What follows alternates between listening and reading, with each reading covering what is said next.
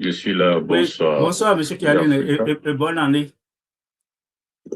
Merci. Very réciproque. Et j'en souhaite autant pour tout le panel. Euh, je suis tombé sur votre émission. Je ne sais pas ce qu'il a pu dire, je veux dire, notre président Patrice Talon, pour que le titre, pour inspirer le titre de cette émission. Bon. Cependant, je crois que je peux m'imaginer que nous avons, le connaissant bien, nous avons un président qui se donne... Monsieur Kialine, si vous voulez, je peux rejouer un extrait de 2 minutes là pour... Si... Je vais voir si ça fonctionne, je vais essayer de jouer. Les amis, vous allez me dire si la qualité est bonne. Donc, juste une seconde, je vais lancer ça.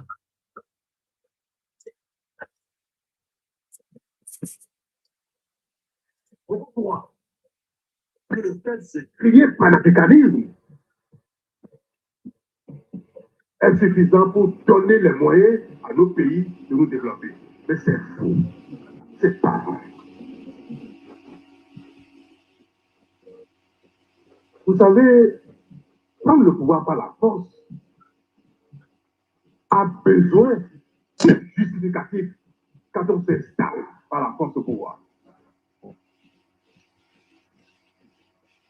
Et nos voisins qui se sont installés au pouvoir par la force ont besoin de trouver des ennemis. Ils ont besoin de justifier leur présence en déclarant que tel ou tel ou tel sont des ennemis à leur porte. Vous savez tous très bien ici que le Bénin n'a jamais eu l'intention d'agresser le Burkina. Jamais l'intention d'agresser le Niger. Vous savez très bien qu'il n'y a pas de base à nos frontières destinée à les agresser. Vous le savez très bien. Vous entendez souvent combien les responsables de ces pays au plus haut niveau disent ouvertement tous les jours que le chef de l'État du Bénin et les responsables militaires, ainsi que vous, les hommes en armes, nous sommes tout le temps en train de nous préparer pour servir de tremplin aux Français, aux Américains, aux Allemands, je ne sais pas quoi, pour les agresser, pour s'emparer de leur richesse. Vous savez que c'est faux. Vous avez la preuve, vous, que c'est beaucoup de mensonges qui proviennent de ce panafricanisme qui règne sur ce pays par la force et non par la démocratie. Et c'est pour ça que je veux dire que le chemin que nous parcourons, qui fait qu'il y a des jaloux, on n'a pas encore trouvé grand-chose, pourtant on fait des jaloux. On n'est pas encore développé, on n'est pas encore riche. Les gens sont jaloux du peu de chemin que nous faisons.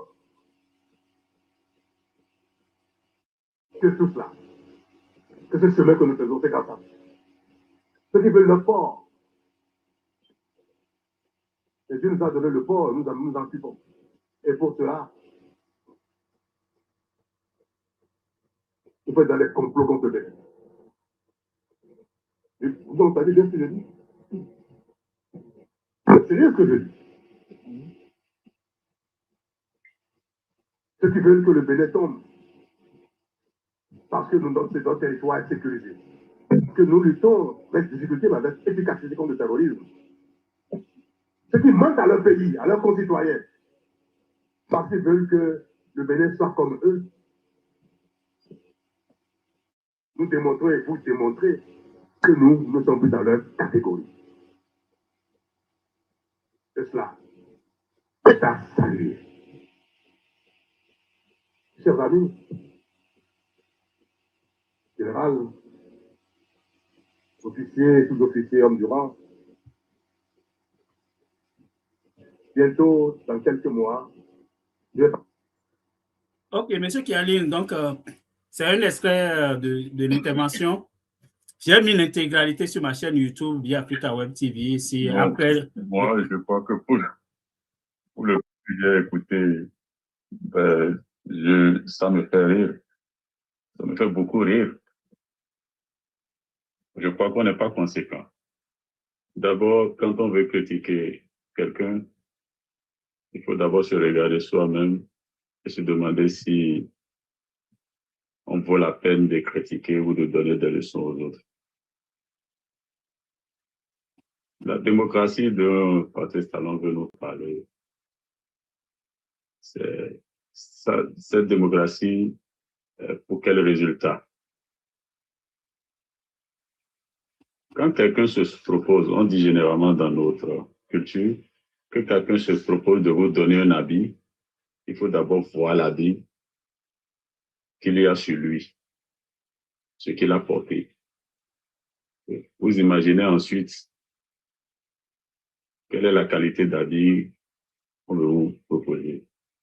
Et il va jusqu'à dire même que les gens sont jaloux ou seraient jaloux de la situation de notre pays ou de ce que lui serait en train de faire. Mais je vais d'abord m'en tenir à la démocratie. De quelle démocratie parle Patrice Talon? Quelle est la démocratie qu'il veut enseigner aux autres? Est-ce que c'est celle qui pratique au Bénin et qui fait tuer, je vais dire, pour ne pas dire, comment vous appelez le mot là? Cette démocratie. Pidja. Voilà. Cette démocratie qui fait déjà ses concitoyens à chaque élection, alors que les dictatures soi-disant préservent la vie de leurs citoyens de l'autre côté. C'est ça, la démocratie qu'il veut prôner? Ou bien c'est cette démocratie qui élimine tous les opposants et les emprisonne? C'est ça qu'il appelle démocratie, qu'il veut enseigner aux autres? Est-ce que c'est la démocratie qui méconnaît la justice et les lois de la République qu'il est en train de promouvoir? Ou bien celle qui organise des pseudo-élections contre la volonté de son propre peuple? Parce que on nous a dit que la démocratie, c'était le pouvoir par le peuple et pour le peuple. Alors, quand on fait de la démocratie contre son propre peuple. Quand on fait des élections auxquelles le peuple refuse de participer à plus de 80%, ça veut dire que les élections que le peuple rejette à plus de 80%, c'est ça la démocratie qu'il est en train de vanter. Moi, je pourrais penser que je pourrais conseiller à Patrice Talon de se taire, en fait. Enfin, quand je dis de se taire, à défaut de nous dire des choses potables, qui se taisent pour ne pas nous ridiculiser davantage. La démocratie qui ruine et affame dans son pays, alors que dans les pays que gouvernent les soi-disant dictateurs, ces pays ont des peuples qui s'émancipent et des pays qui se développent sans endettement presque, je mets presque à la fin. Parce que quand on nous parle de démocratie, il faut bien savoir à quoi rime cette démocratie-là et quel est le contenu de cette démocratie. Je n'ai pas encore vu ces gens-là tuer leurs concitoyens pour le pouvoir, quand bien même ils sont dictateurs. Mais chez nous, notre démocratie est plus meurtrière que la dictature ailleurs. Donc, si tout le monde doit adopter, tous les pays doivent copier, adopter la démocratie, que on cherche à nous vendre au pays, alors là, donc tous les peuples vont finir par tuer leurs concitoyens ou déjà leurs concitoyens Il faut faire attention. Notre démocratie n'est plus vendable. Il faut que Patrice Talon le sache. D'abord, nous ne sommes même plus en démocratie. Déjà que des pays qui sont nos pays, des pays partenaires à nous, ont déjà déclassé notre démocratie. On est passé d'une démocratie à une démocratie hybride. Je crois que c'est ce qui a été dit. Quand on dit hybride, c'est qu'on n'est même plus, on est devenu chauve-souris. On n'appartient plus aux mammifères ni aux oiseaux. On se retrouve entre deux qu'on ne peut même pas définir. Donc, on ne peut même plus appeler notre démocratie démocratie. Nos propres partenaires nous ont dit que nous sommes dans une situation de démocratie hybride. Alors, on n'a pas de leçon de démocratie à donner. Les démocrates, ils ne peuvent pas développer et émanciper le peuple. Ils sont pires que les dictateurs. Pire que les dictateurs. Parce que s'il y a un mal qui s'appelle mal, il est facilement plus reconnaissable et mieux traitable, c'est-à-dire qu'on lui connaît son remède qu'un mal qui se présente, c'est-à-dire qui vous présente l'aspect d'un bien. Quand le mal présente l'aspect d'un bien, il devient un mal dangereux. Donc, quand une démocratie a un contenu de dictature, alors c'est une démocratie plus dangereuse que la dictature elle-même. Il faut qu'on le sache. Et quand on l'a su, on ne se met plus sur la toile, on ne se met plus en public pour venir mettre sa nudité ou son linge sale sur la place publique. Sinon, les gens vont nous insulter, ils vont nous dire des choses et on ne pourra pas lever la tête. Surtout dans le contexte qui est le nôtre. La démocratie qui inspire la France est une démocratie de ruine qui aliène les peuples africains, les esclavagise. La démocratie qui inspire la France est une démocratie meurtrière. Vous voyez, cette démocratie que la France a voulu n'a pas fini d'installer en Libye depuis bientôt 15 ans. On est allé installer une démocratie. Partout, ces gens-là, ce pays-là est passé avec 16 billes.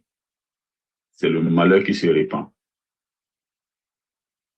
Partout, dans chaque pays où ils ont mis pied pour vouloir installer la démocratie, c'est le désastre, c'est la ruine. Et ils ne sont jamais parvenus à installer une démocratie. Et nous ne tirons même pas leçon de leur background, nous ne tirons même pas leçon de leurs traces pour savoir si ce qu'ils sont en train de nous apporter est digeste et potable avant de les prendre. Mais bon, ceux qui les prennent, ce ne sont pas nous, c'est ceux qui nous gouvernent et ils ont un certain intérêt à le prendre. Lui-même, Patrice Talon, qui parle de démocratie, n'est même pas convaincu de cette, je veux dire, de cette démocratie-là. Lui-même sait qu'il n'est pas convaincu de sa propre démocratie. Sinon, plus d'une fois, il a déjà parlé ici de oublier la démocratie. Ce n'est pas de ma bouche que c'est sorti, c'est de sa bouche.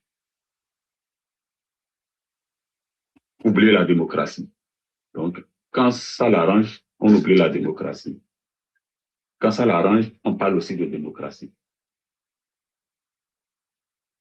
Alors, on est dans quel discours?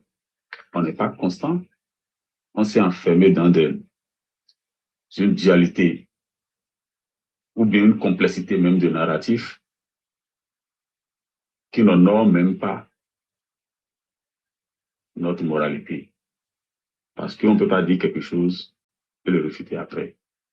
Bon, qu'à cela ne tienne, il est libre de donner des leçons à qui il veut et les autres aussi sont libres de les prendre. Mais maintenant, je veux poser une question. S'il lui donne des leçons de démocratie, est-ce qu'il ne faudra pas que les autres aussi viennent lui donner des leçons de souveraineté, des leçons de développement ou des leçons de patriotisme, s'ils ne trouvent que la démocratie à vendre aux autres, les autres aussi pourraient leur vendre le concept de souveraineté, de patriotisme et de développement. Parce que c'est sous nos yeux, il était déjà au pouvoir avant ces gens-là. Ils disent qu'ils ne sont pas arrivés à sécuriser leur peuple. Alors, ils sont arrivés quand? Ces gens sont arrivés au pouvoir il y a à peine 3 ans. Et vous voyez déjà comment ça se passe chez eux en termes, en termes de sécurité. Ce n'est pas encore parfait parce qu'ils sont en pleine guerre. C'est la même France qui dit vouloir libérer aujourd'hui le Bénin, qui a posé ses valises là depuis des décennies et qui n'a pas pu lever le petit doigt contre les terreaux qui ont ruiné ce pays-là. Et elle a laissé installer la guerre s'est répandue partout sur leur territoire.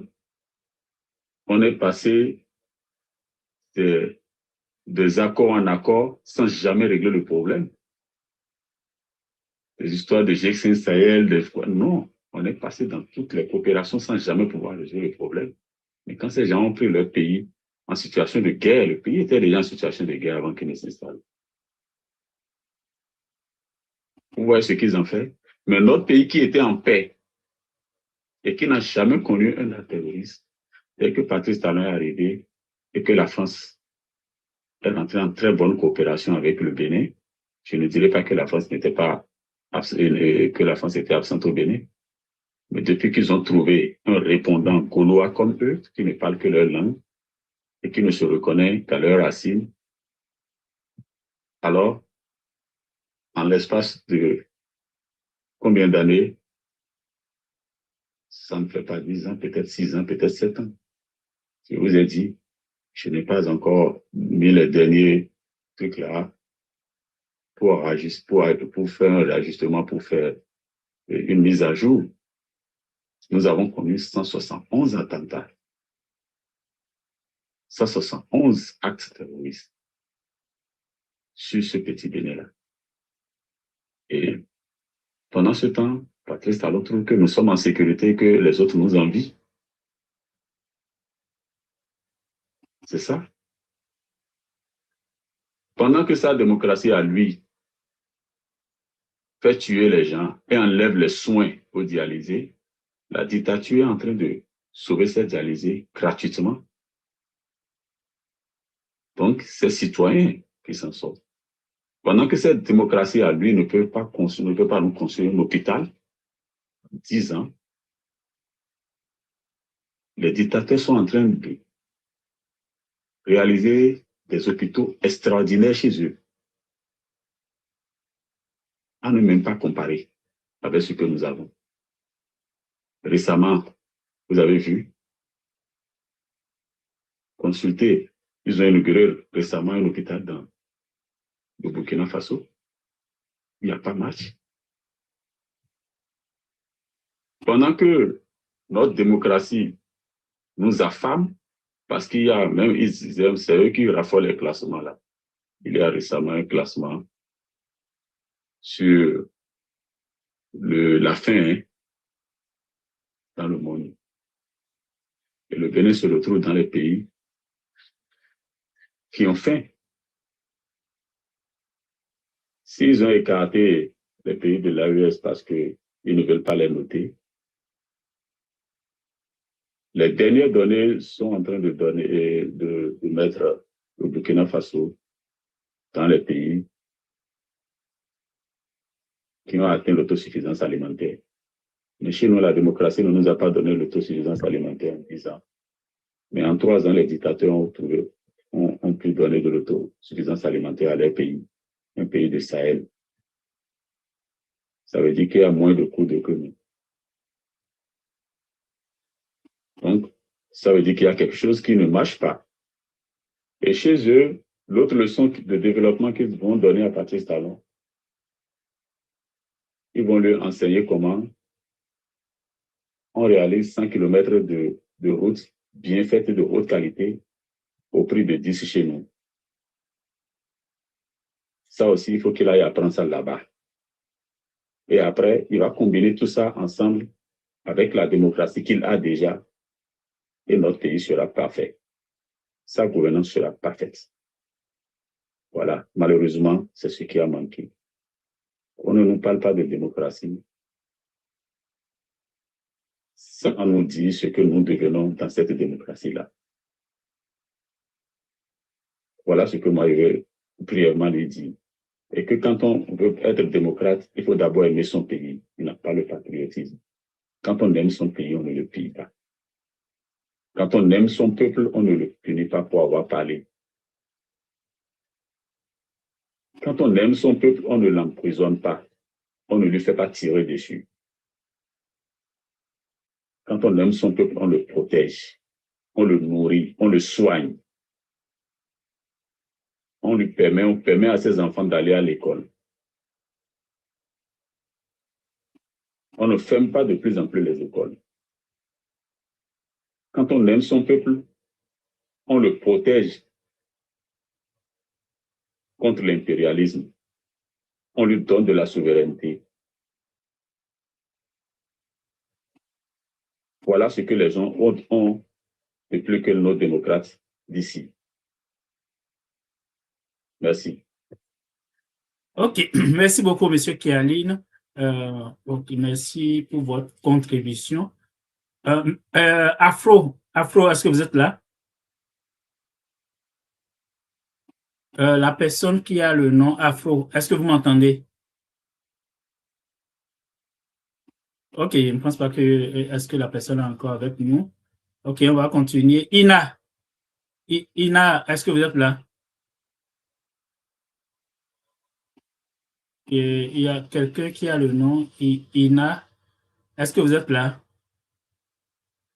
OK, les amis, quand vous montez, c'est supposé que vous souhaitez prendre la parole. Donc, si on vous donne la parole, si c'est juste pour nous tenir compagnie, là, il y a d'autres qui demandent, qui attendent en bas. OK. Ina aussi n'est pas prêt. Afro n'est pas prêt. OK. Monsieur Oumar, si vous voulez reprendre la parole, vous pouvez reprendre la parole maintenant.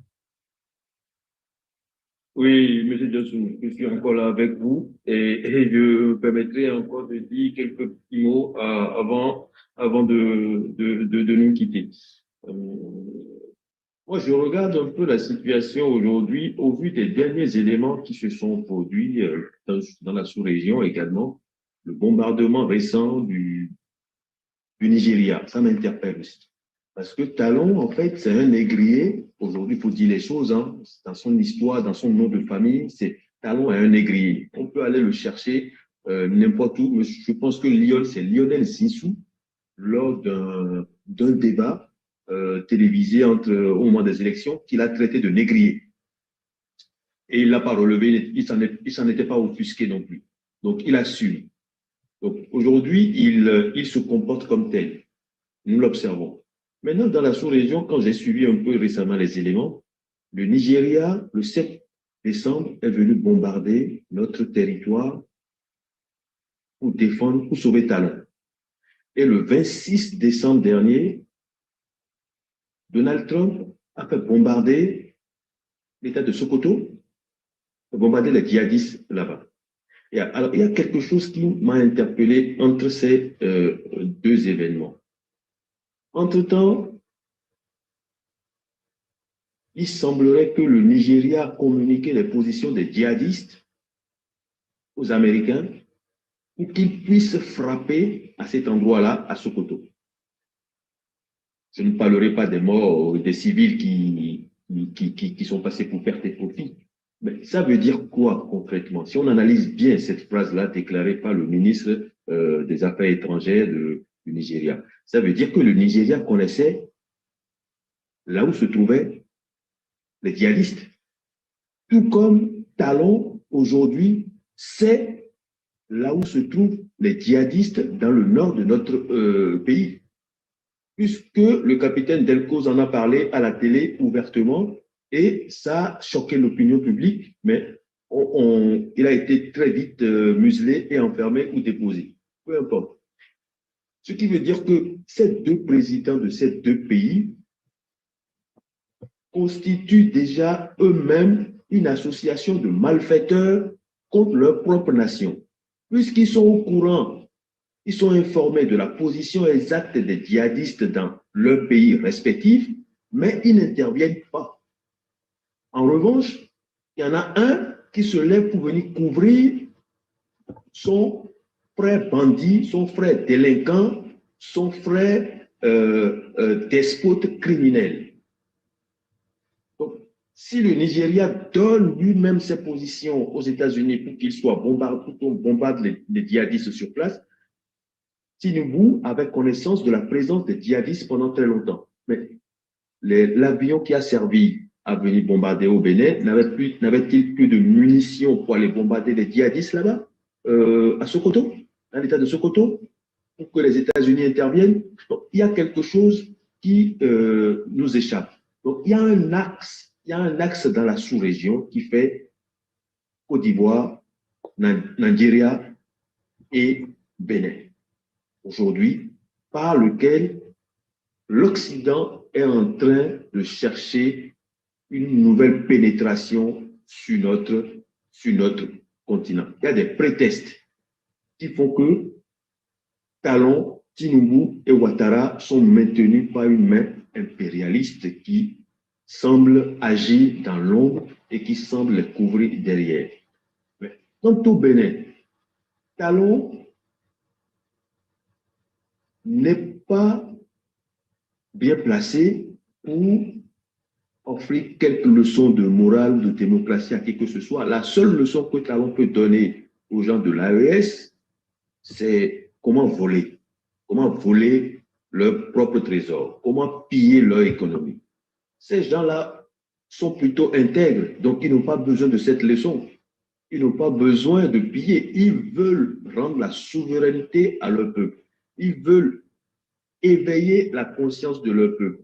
Ils créent des écoles. Ils instruisent leur population. Mais nous, qu'est-ce qu'on fait? Qui vient créer des écoles chez nous? Qui vient créer des ONG qui donnent de l'argent, des tables et bancs qu'on est incapable de fournir à nos enfants? On est incapable de leur donner une éducation correcte. On est incapable de les instruire. On est incapable de créer des laboratoires, des universités chez nous. Et on parle de développement. Mais est-ce qu'on sait ce que c'est que le développement? Parce que le dictateur a une méthodologie, en fait, il commence déjà par donner un mauvais sens au mot. Parce que quand on parle de l'état de développement, un état qui est développé, c'est un état qui arrive à assurer le bien-être et la survie et en fait, une autosuffisance à tous ces peuples. Sur cette terre, M. Djossou, il n'y a aucun état développé. Il n'y a que des pays avancés et des pays moins avancés. Donc, la notion de développement que nous vend Talon, cette notion de développement, elle est morbide et mortifère.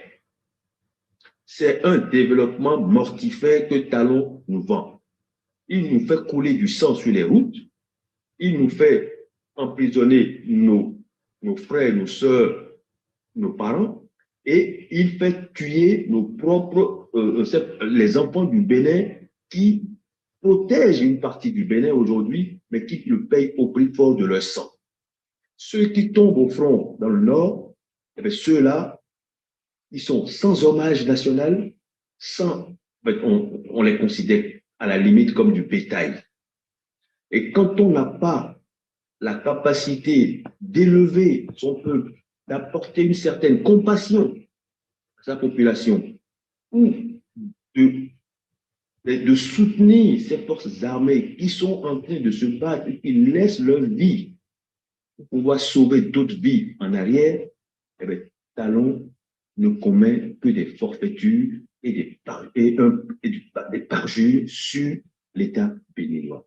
Mais à quel moment doit-il se rendre compte qu'il est allé trop loin pour arrêter sa bêtise, sa folie? Parce que là, j'ai l'impression qu'il a touché le fond, mais il continue de creuser encore. Je ne sais pas ce qu'il cherche, je ne sais pas ce qu'il va découvrir par la suite. Parce que quand on touche le fond, ben c'est le fond, quoi. On ne peut pas continuer, on ne peut pas s'entêter, pas creuser une fois qu'on a touché le fond. Mais Talon, il se dit qu'après avoir touché le fond, il y a peut-être un autre fond derrière qu'il ira chercher. Et ce qui paraît vraiment assez inconcevable, j'ai l'impression que ce monsieur n'a pas eu une instruction assez poussée. Il n'a pas été certainement à l'école longtemps. Il a été à l'école du vol, du pillage, et puis du reste, du banditisme, du gangstérisme et du kidnapping, certes, mais il n'a aucune notion de comment conduire une population et lui apporter une certaine évolution ou un bien-être commun. Moi, de vous à moi, ou de celui qui habite à Malanville et moi qui suis au sud, qu'est-ce qui nous unit en tant que Béninois? Aujourd'hui, Talon a tout détruit. Talon a détruit le lien social du garçon du Nord et du garçon du Sud, ou du garçon de l'Est ou de la fille de l'Ouest, ou dans les populations du Bénin. Talon a détruit le lien du vivre ensemble que nous avons. Et nous tous, nous devons combattre cet état de choses. Nous qui avons la chance d'être à l'extérieur, nous sommes des hommes libres. Nous devons profiter de cette liberté pour agir. Ceux qui sont à l'intérieur du pays, ils ne sont plus libres. Ils ont peur. Même si la peur n'évite pas le danger, ils ont tous peur et ne peuvent pas parler. Les seuls qui ont eu le courage de parler, on a vu le sort qui leur a été réservé. Mais Talon doit comprendre qu'il est à la fin d'un cycle et que sa gouvernance a assez duré et qu'il doit s'en aller. Maintenant, s'il ne veut pas le comprendre, il faudrait que nous nous mobilisions de toutes les façons, de toutes les manières possibles et inimaginables pour le lui faire comprendre ou pour le faire partir. Talon dit que l'AES les envie, mais l'AES ne les envie pas. Si on prend les choses concrètement aujourd'hui, en 3 ans, l'AES a posé des bases. L'AES aujourd'hui, ils sont à un endroit où ils ne reviendront plus jamais en arrière. L'AES aujourd'hui, c'est une force au sein de l'Afrique de l'Ouest. Avant qu'un État n'ose aller défier un membre de l'AES, je pense qu'ils vont réfléchir par 3 fois. Même avant qu'une force extérieure ne vienne perturber l'AES, ils vont réfléchir par 3 fois. Aujourd'hui, l'AES, c'est un programme, c'est une vision, c'est un développement assumé. Ils ont posé des actes concrets dans ce sens. Ils ont une banque de développement et d'investissement aujourd'hui. Ça veut dire qu'ils n'ont pas besoin de l'Occident, ils n'ont pas besoin du FMI, ils n'ont pas besoin de Bretton Woods ou de quelque pays que ce soit pour décider s'ils doivent construire des écoles chez eux, s'ils doivent construire des hôpitaux, s'ils doivent construire des universités, s'ils doivent construire même des chiottes publiques. Ils n'ont pas besoin d'aller demander l'autorisation à qui que ce soit. Ils sont souverains. Nous, quand on va emprunter de l'argent, quand on va décider de construire nos routes qu'on a construites à plus de 9 milliards ou à 1 milliard le kilomètre de route, ou je ne sais pas combien, mais on a fait des prêts, on a bien demandé l'autorisation à quelqu'un qui nous a dit oui, ben, si vous voulez, on vous accorde, mais il faut faire ça. Et au passage, on surfacture et on prend une bonne partie dans sa poche. À quel moment devons-nous demander collectivement des comptes à la famille Talon? Parce que c'est la famille Talon qu'il faut viser directement. C'est par son fait que toute cette bêtise est en train d'arriver dans notre pays. Au point où nous devenons la risée de nos voisins. Nous devenons Nous n'avons même pas de mots. Aujourd'hui, moi, si mon ami togolais que je pouvais critiquer avant me regarde aujourd'hui, je ne peux pas, je ne peux pas lui dire que le Bénin est mieux que le Togo aujourd'hui en termes de démocratie. Je ne peux pas lui dire. Avant, je pouvais lui dire que moi, dans mon pays, il y a eu des alternances régulières, des élections transparentes et libres depuis 90. Aujourd'hui, est-ce que je peux lui parler d'élections transparentes pour qu'il le go? Est-ce que je peux lui parler d'élections libres et je me sentirai fier? Eh bien non. Donc moi-même, en tant que Béninois, j'ai perdu la fierté de notre positionnement démocratique dans la sous-région. Je n'en suis plus fier aujourd'hui. Mais ce que je voudrais demander, au bout de 10 ans de gouvernement Talon, est-ce qu'on a la possibilité de dire aujourd'hui, en 10 ans, est-ce que le Bénin a évolué de quelques rangs dans le classement mondial sur le plan social, le plan économique, le plan démocratique, le plan de la nourriture, évidemment, parce qu'on a été 103e ou 100 et quelquième, en fait, on est caractérisé de sérieux dans le classement dernier sur l'alimentation. Est-ce qu'aujourd'hui, on peut faire le bilan de l'endettement du pays, le niveau d'endettement du pays par rapport à 2016 quand il a pris le pouvoir? Combien de milliards se sont rajoutés à notre niveau d'endettement, notre seuil d'endettement? À quel niveau sommes-nous dans le monde classés sur le plan économique, de la bonne gouvernance, de la transparence? Amnesty International nous classe combien aujourd'hui? C'est-à-dire, il faudrait des indicateurs précis pour apprécier l'état de notre nation au bout de 10 ans de gouvernement de Talon. Là, on peut avoir des indicateurs précis pour apprécier si ce monsieur a fait du bon boulot ou pas. Il ne suffit pas de venir dire à la télé, le Bénin a connu le développement, nous sommes un pays développé, on nous envie, mais qui nous envie? Mais franchement, concrètement, honnêtement, mais qui nous envie? Encore une minute, monsieur Oumar. Oui, au contraire, nous perdons énormément de business et de pouvoir d'achat suite à cette fermeture de frontières entre les pays de l'AES et le Bénin. Parce que notre port était le poumon de ces pays-là. Je connais combien de Germains, combien de Haous, combien de gens qui quittaient le Niger, les Peuls, les Touaregs, parce que quand ils venaient, ils s'arrêtaient à Zongo. Combien ces gens-là quittaient le Niger, le Mali, pour venir acheter des camions, des voitures et des marchandises au port de Cotonou ou dans notre pays. Aujourd'hui, tous ces gens-là ne viennent plus. Qui perd finalement? C'est nous qui perdons ou c'est ces pays-là qui perdent? Donc, il faudrait qu'on en tire les conclusions à un moment donné et qu'on se dise les vérités en face et qu'on dise la vérité à ce monsieur afin qu'il dégage assez rapidement. Merci, monsieur Jossou, et agréable soirée à tous et bonne nuit à tout le panel.